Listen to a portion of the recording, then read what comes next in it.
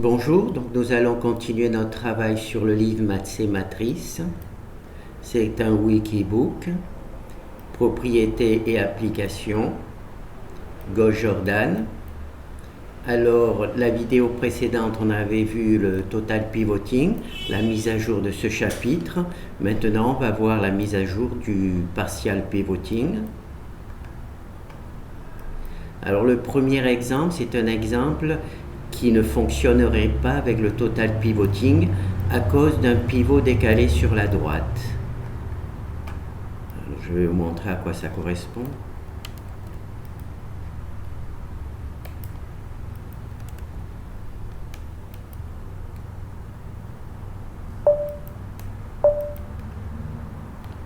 Alors ici, nous avons notre matrice A, la matrice B, le système AB. Et voilà, le décalage, il est là. Là, il y a un pivot. Là, il devrait y avoir un pivot. Il n'y a pas de pivot. Le pivot a été décalé sur la droite.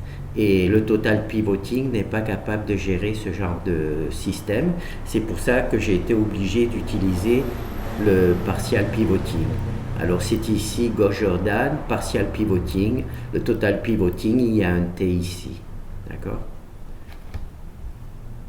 Et le yes, c'est quand on remonte ici, on a des zéros. Le yes, c'est-à-dire que cette fonction-là va mettre des zéros partout en dessous de la diagonale. Hein. On voit, il y a des zéros partout en dessous de la diagonale. Et quand il y a yes, il y a aussi 0 au-dessus des pivots. Là, il ne peut pas y avoir 0 puisqu'il n'y a pas de pivot, mais là où il y a des zéros, c'est au-dessus des pivots. Là aussi, il n'y a pas de pivot, donc il ne peut pas y en avoir. Mais là, il y a un pivot, il y a 0 au-dessus des pivots. D'accord? Et là, il n'y a pas de truc puisqu'il n'y a pas de pivot. D'accord? Là, c'est yes. On va faire no directement. Alors, no.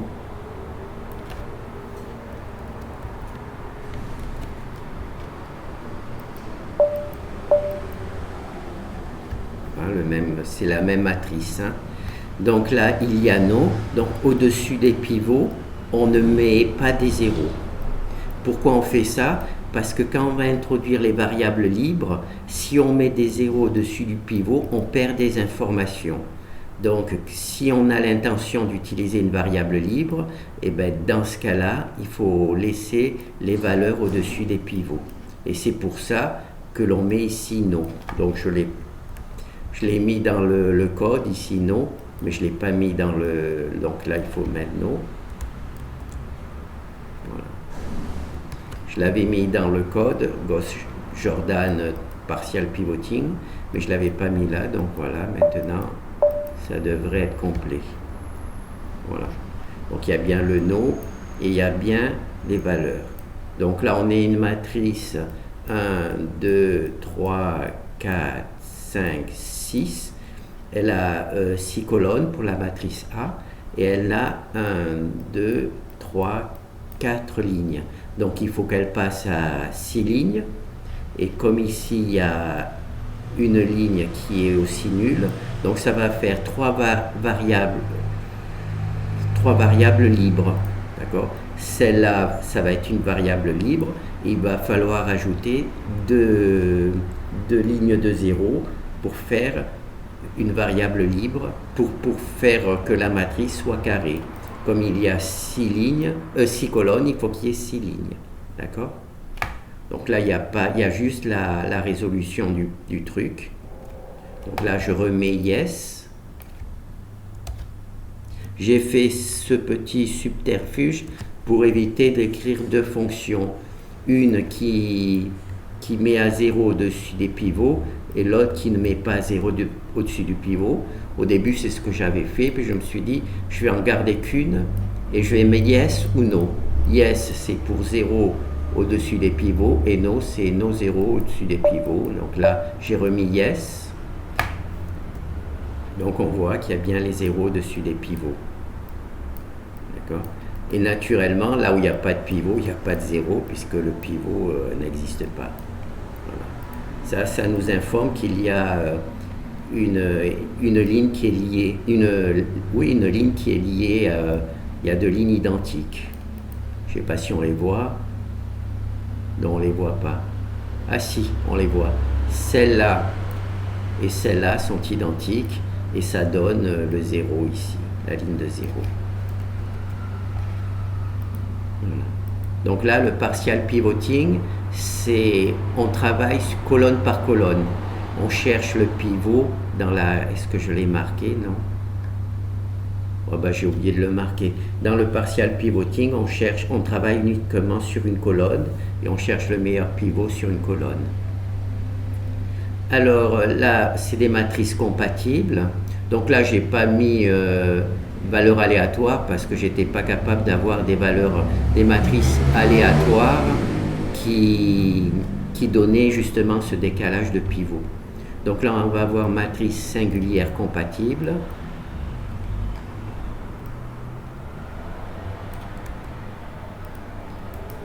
Une matrice est singulière quand le déterminant est nul. C'est-à-dire qu'elle a des lignes identiques. Voilà, là, elle a deux lignes identiques. Voilà. Ces deux lignes, elles sont identiques. Et quand le B de ces deux lignes est aussi identique, eh ben, elle est compatible. Donc là, on a notre matrice. Et là, on s'aperçoit qu'en effet, la matrice est compatible puisque en dessous, on a juste une ligne de 0. D'accord ? Avec ce type de matrice, eh ben, on va créer on va introduire les variables libres. Donc là, c'est une autre matrice. Là, c'est B. Là, c'est le système AB. On peut la résoudre avec Octave.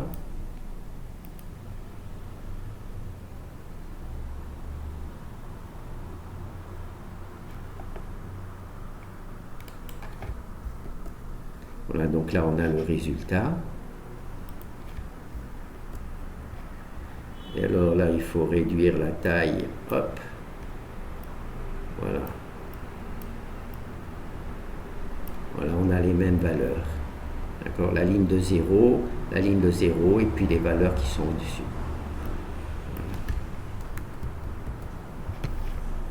On va fermer. Donc il n'y a rien de particulier. Là, il y a une fonction qui crée des matrices singulières. D'accord? C'est des matrices dont il y a des lignes identiques. Elle est singulière parce que cette ligne-là et cette ligne-là sont identiques. Elle est compatible si les valeurs de B sont aussi identiques. Et elles sont incompatibles. Donc là, la première ligne, elle a pour B-2. La troisième ligne qui est identique, elle a pour B-2. Donc le système est compatible. Voilà. Et là, comme je vous ai expliqué dans la vidéo précédente, il y a l'exemple statique qui permet justement de choisir éventuellement des valeurs particulières si on a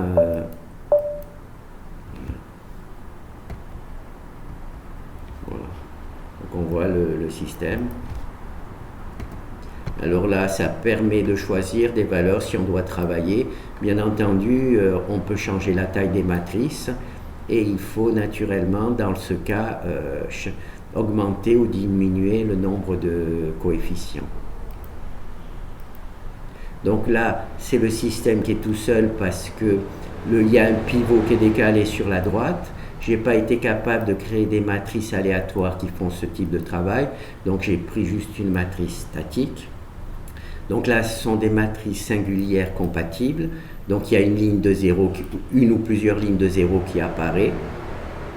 Et là, le système est incompatible. On va voir pourquoi. Ah non, je le fais. Voilà.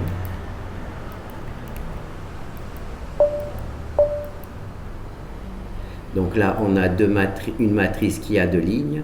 Et on voit que les coefficients de A sont identiques, mais les coefficients de B ne sont pas identiques. Donc on a un système incompatible, d'accord? Puisque cette ligne-là est identique à celle-là, mais ces valeurs-là sont différentes. Donc là, si on le fait, je ne sais pas ce que ça va donner dans Octave. Ah oui, dans Octave, ça donne que 0 est égal à 1. Donc c'est pas très intéressant. Moi, j'ai essayé de faire un peu différent. Alors, ce système, les lignes sont incompatibles. La ligne 2 est incompatible avec, puisqu'il y a 0 est égal à cette valeur-là. Le système est inconsistant. Je préfère arrêter le programme. Voilà, on peut en faire un autre. Donc là, on a une matrice. Hein. Là, on voit qu'il y a 3 lignes identiques. D'accord ? Et malheureusement, pour les B, ils sont tous différents. Donc là, naturellement, il va nous dire que ça ne marche pas. On peut faire dans Octave pour voir ce qu'il nous donne. Voilà. Octave, lui, il considère ici un pivot, ici un pivot. Bon, là, il n'y a pas de pivot, donc il ne peut rien faire. Par contre, il y a un pivot ici et il va mettre à 0 au-dessus du pivot. Moi, par contre, je sais que ma matrice s'arrête là. Et Octave, je ne suis pas capable de lui indiquer que la matrice, c'est juste les 4 premières colonnes et que le coefficient là, c'est B. Donc lui, il continue et il met à 0. C'est pour ça qu'on n'a pas les mêmes valeurs. Rien. Là, on n'a pas les mêmes valeurs parce que moi, j'ai trouvé ici que ces deux lignes sont incompatibles, puisqu'on a 0 est égal à 174 et 0 est égal à 167. Donc je dis que les lignes 3 et 4 sont incompatibles, le système est inconsistant. Je préfère arrêter le programme. Lui, Octave, lui, il continue. Il y a peut-être un réglage qui permet d'obtenir le même résultat, mais je ne le connais pas. Donc, voilà. Là, Octave, lui, il a mis à 1, et puis il a mis celui-là à 1, puis il a mis à 0 dessus et 0 dessous. Voilà, c'est pour ça qu'on n'a pas les mêmes valeurs. Donc là, c'est bon.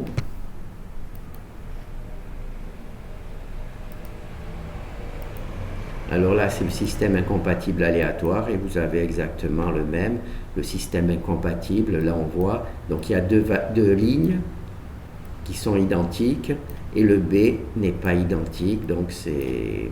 Ah oui, on va voir là. Ce que je fais, j'espère que c'est la bonne.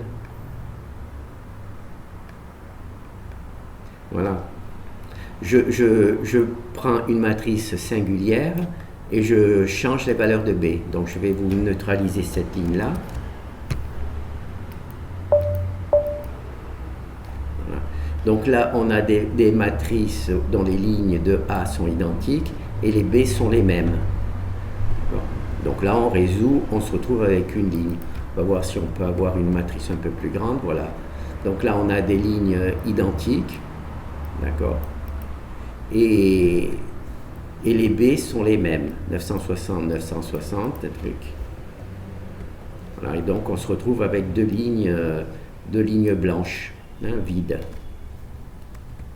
Et pour justement avoir des matrices incompatibles, je change juste B. Je donne à B une valeur différente de celle qui est fournie par la fonction R singular. Un singular, il fournit des matrices compatibles, d'accord? Et pour qu'elles soient incompatibles, je change juste la valeur de B.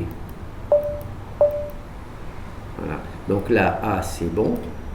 Et là, j'ai changé les valeurs de B. Là, par exemple, on a... il n'y a aucune ligne qui est compatible. Là, elles sont toutes différentes. Donc là, elle n'est pas singulière. Voilà, elle n'est pas singulière. On a des pivots partout, ça arrive. C'est pas de chance. Voilà, maintenant, là, on a des matrices singulières. Voilà. Elle a 3 lignes identiques. Et c'est tout, 3 lignes identiques. Et ces trois lignes qui étaient identiques nous donnent ces deux valeurs-là. D'accord. Et comme j'ai utilisé R, j'ai changé les valeurs de B, naturellement les matrices ne sont plus compatibles. La ligne 5 et 6, le système est inconsistant. Est-ce qu'on peut le voir bien? Voilà. Donc là, on a nos trois lignes identiques. D'accord? Elles sont bien ensemble. Et les B, à chaque fois, sont différents. Donc ça va nous rendre une matrice qui n'est pas compatible. Voilà. Donc là, on va juste voir rapidement la version statique. Là, on voit déjà, hein, valeur identique pour A, valeur identique pour A et B différent. Donc la matrice n'est pas compatible.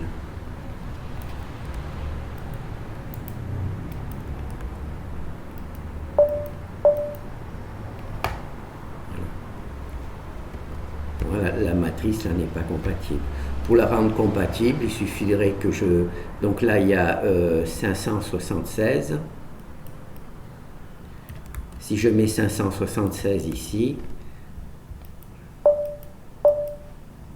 voilà. Et là, il n'y a plus l'indication qu'elle n'est pas identique, donc ça marche. Alors là, pour créer des matrices, là, on s'aperçoit que les lignes, elles sont identiques. D'accord? Donc on se dit, c'est un peu cucu, mais ce que l'on peut faire, c'est multiplier toute la ligne par une valeur. Je vais faire par exemple un exemple. Je vais faire 2 multiplié. Voilà. Je vais multiplier toutes les lignes par 2. Voilà. Et par 2. Et là, les lignes sont toujours identiques. Et là, celle-là, je vais... Oh, ben, c'est même pas la peine. Donc, je vais lancer.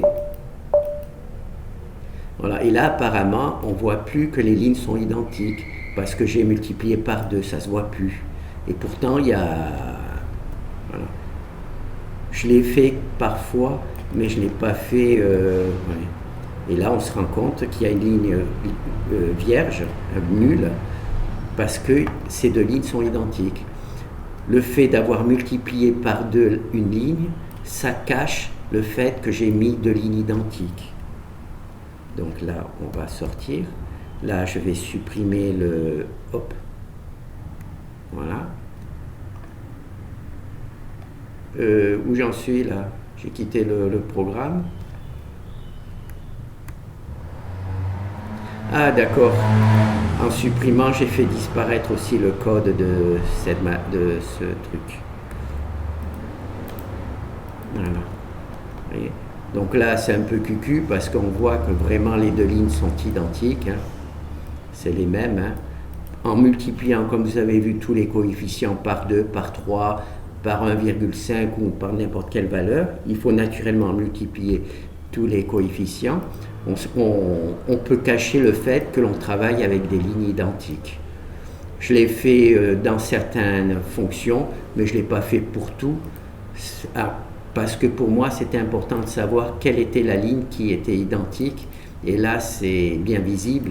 Si je multiplie cette ligne par 2, je suis plus capable de savoir laquelle est identique à l'autre. Donc ça, c'est juste des trucs de programmation.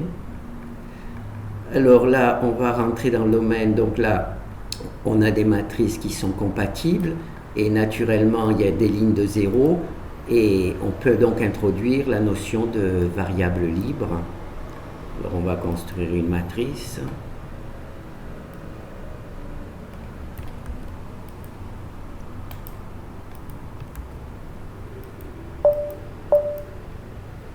Alors là, on a une matrice A, elle n'est pas carrée, elle a 4 lignes et 1, 2, 3, 4, 5, 6. Donc il y a 2 variables libres automatiquement. D'accord? Donc là, on a le système AB. Bon, pour simplifier, j'ai mis des zéros partout, hein, mais c'est pas grave. Donc là, on résout le système. Et là, on s'aperçoit qu'on a une ligne libre, mais que le système, il a 6 colonnes, A, B, C, D, E. Excusez-moi, c'est fatigant. La matrice A a 1, 2, 3, 4, 5, 6 colonnes, donc elle doit avoir 6 lignes. Elle n'en a que 2.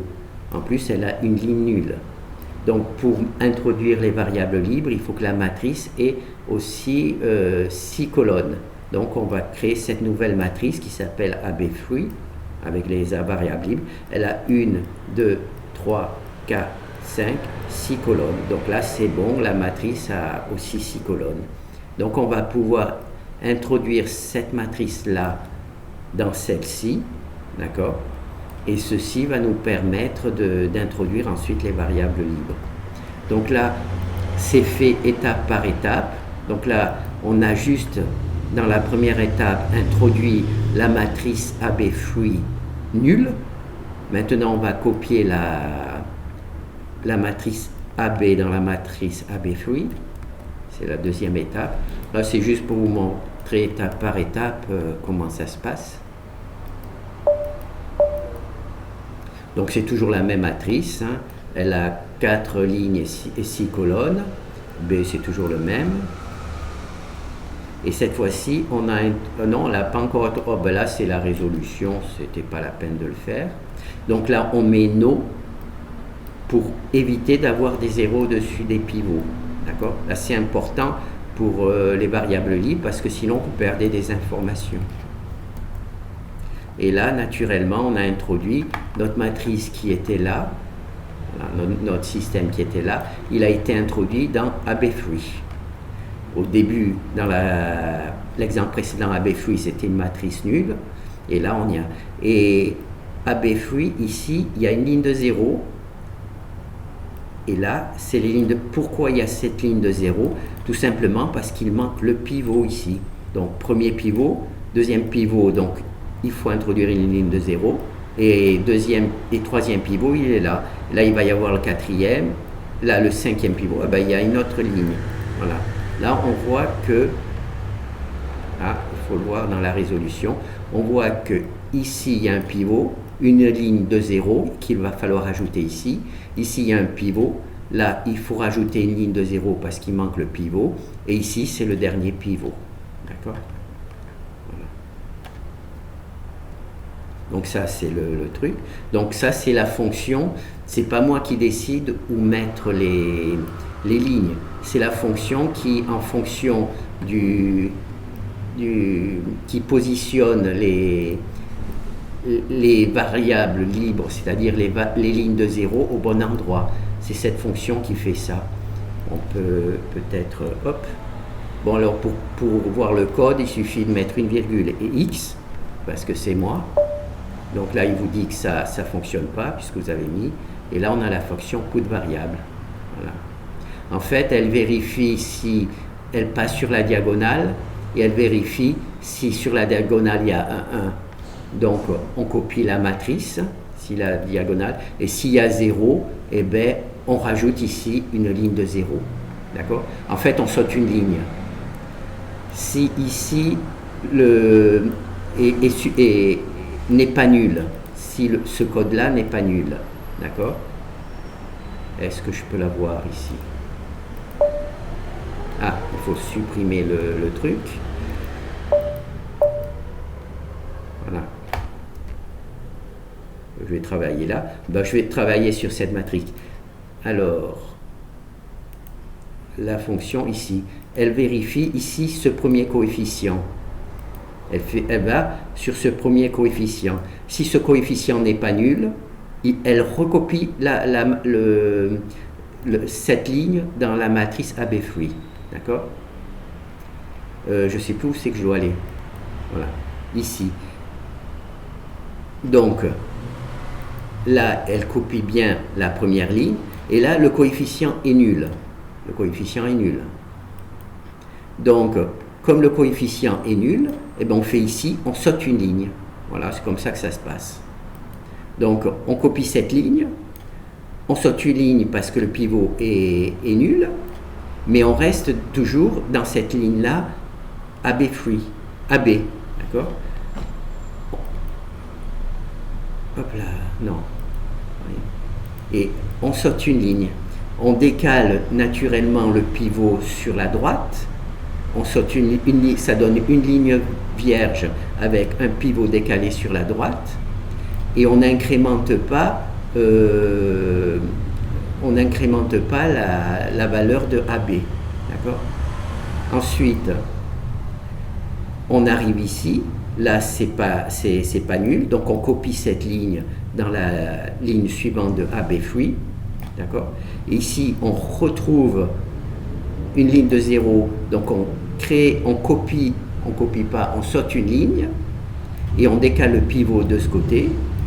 Et c'est comme ça que les choses, c'est comme ça que cette matrice, cette truc permet d'avoir un pivot, une ligne de 0, un pivot, une ligne de 0, un pivot, une ligne de 0. D'accord ? Cet exemple, il est bien présenté puisqu'il permet de bien voir comment la truc fonctionne. Donc là, on va quitter le truc. Alors, maintenant qu'on a mis nos lignes de 0, il faut rajouter les variables libres, c'est-à-dire mettre un 1. Alors, c'est parti. Donc là, la première partie, c'est toujours la même chose. Donc A, B, on travaille toujours avec la même matrice. Là, on résout le système. Et là, on met les variables... ah non, là, c'est encore la même chose que tout à l'heure. Pivot, 0. Pivot, 0. Pivot, 0. D'accord ? Et maintenant... Ah, oui, donc c'est le même exemple que tout à l'heure. Je ne sais pas ce que j'ai fait, mais enfin, c'est pas grave. Mettre les variables libres. Ah ben oui, j'ai présenté 2 fois le même exemple. C'est pas grave, ça permet de voir.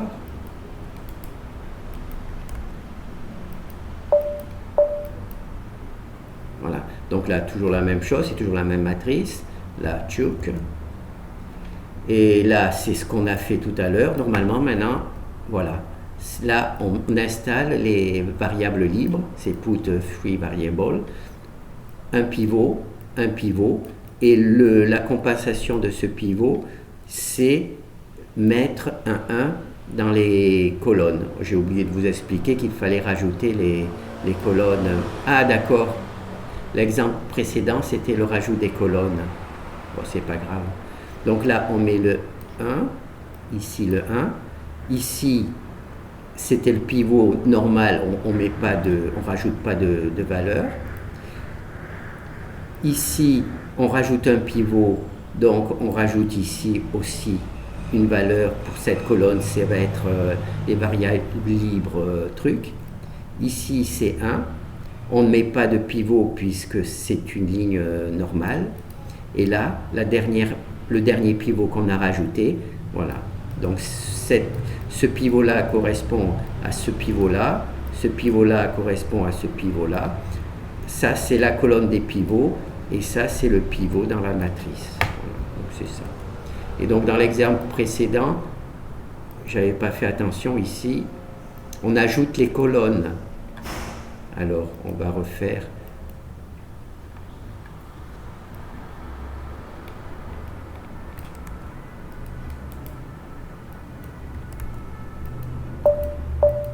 Et là, j'ai fait très détaillé. Voilà. Donc ici, on rajoute les lignes de 0.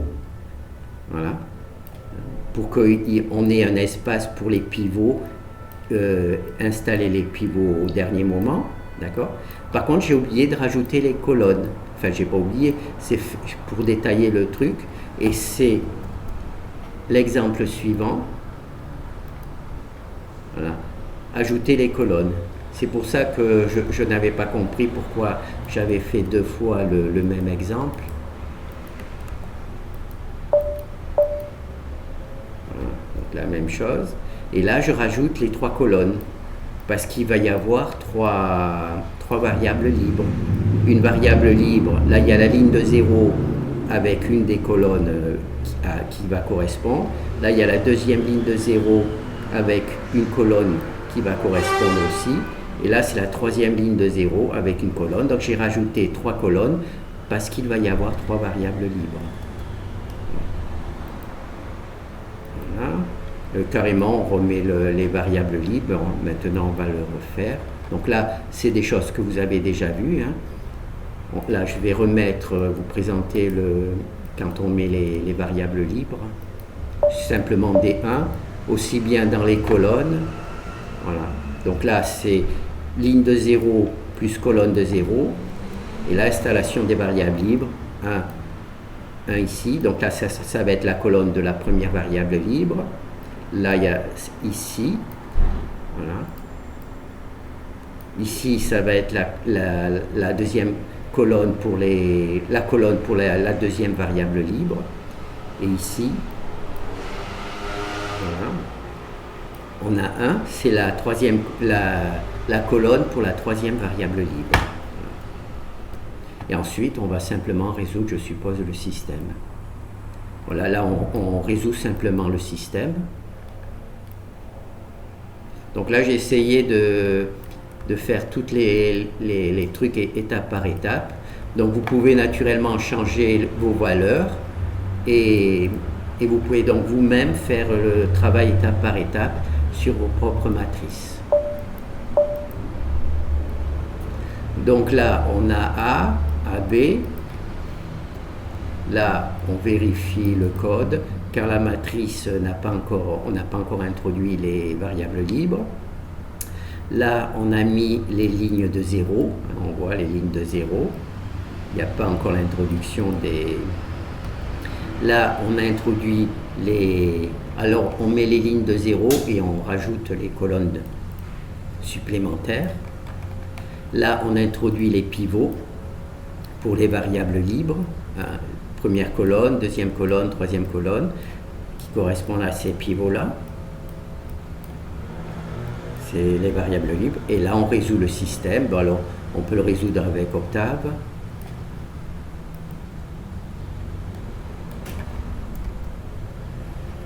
Et hop là. Voilà. Et donc là, c'est la résolution, hop, avec mon code. Donc voilà. 3, 14, 37, 3, 14, 37, 1, 1, 3, 4, 3, 4, 3, 4, 3, 4. Voilà, donc on résout simplement le système. D'accord ? Alors, cette partie-là, c'est la matrice A. Ça, c'est la colonne des B. D'accord ? J'ai mis que des zéros pour justement matérialiser le fait que c'est les B. Et ça, ce sont les 3 variables libres. D'accord ? D'accord. Et maintenant, on va récupérer pour le dernier exemple, on va récupérer ces variables libres et on va les présenter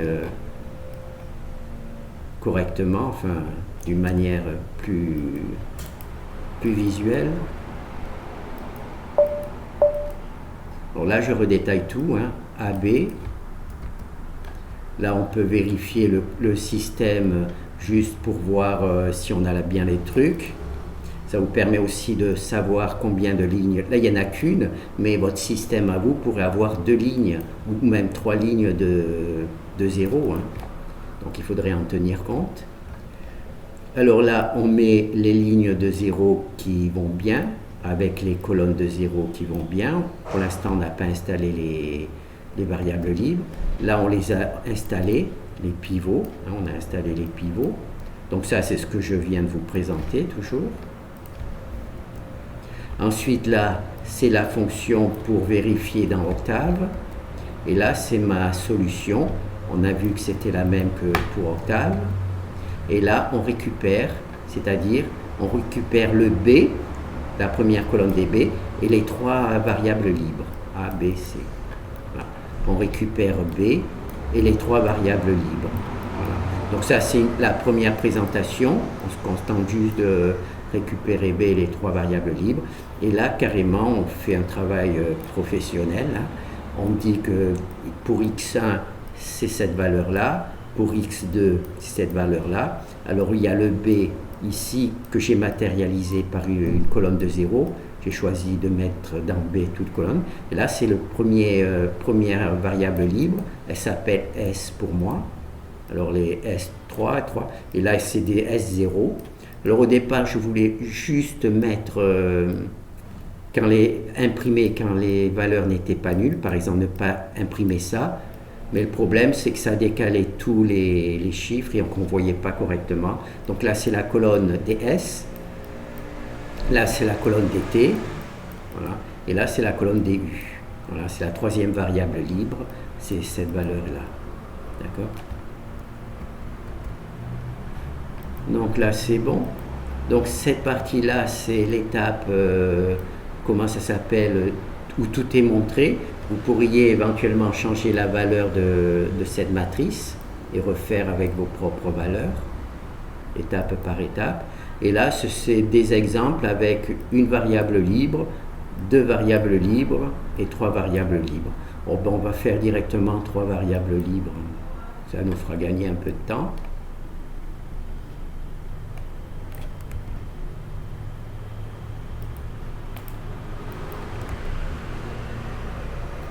Voilà, donc là, c'est vraiment pas visible, donc c'est AB, parce que j'ai utilisé la méthode dont je vous ai parlé. J'ai multiplié par 2 et par 3 pour cacher le fait que toutes ces lignes sont identiques. Ça faisait un peu cucu de travailler sur des lignes identiques, donc j'ai simplement triché. Donc là, on va voir dans Octave. Voilà. Toutes les lignes étaient identiques et là c'est pour ça qu'on a une sélection de 3 lignes de 0. Naturellement, ça ne se voit pas du tout que les lignes sont identiques. Je vous ai expliqué, j'ai pris une ligne au hasard. Alors la première, ça doit être celle-là, celle-là. Je les multiplie par 2. C'est peut-être celle-là. Ensuite, c'est peut-être celle-là, non, multiplié par 2. Ensuite, je l'ai multiplié par 3. Ensuite, je crois peut-être que je l'ai multiplié par 4. J'ai même changé de signe. Là, c'était... mais en fait, c'est toujours la même ligne. C'est pour ça qu'on a bien ce truc-là. Puisque ce que je cherchais, c'était avoir 3 lignes identiques. Voilà. Donc, voilà, c'est ces 3 mêmes lignes. Oh là. Oh là là, voilà. Voilà, on a les mêmes valeurs. Les mêmes valeurs au-dessus.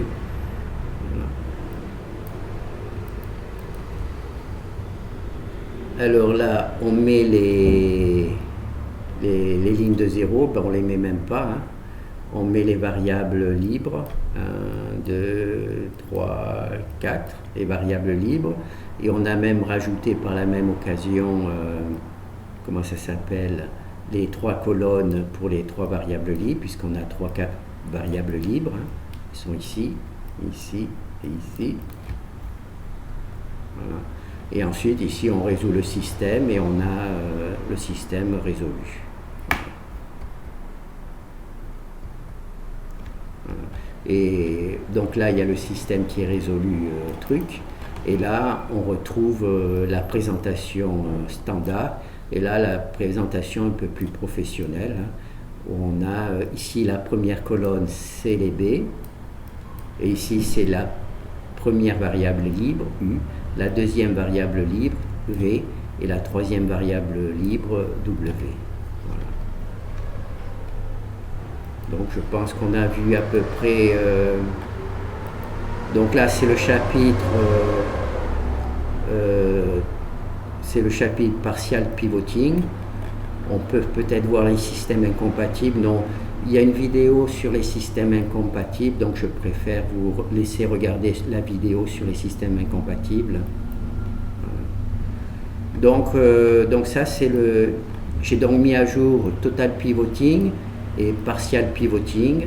Donc je vous ai présenté en 2 vidéos. Merci.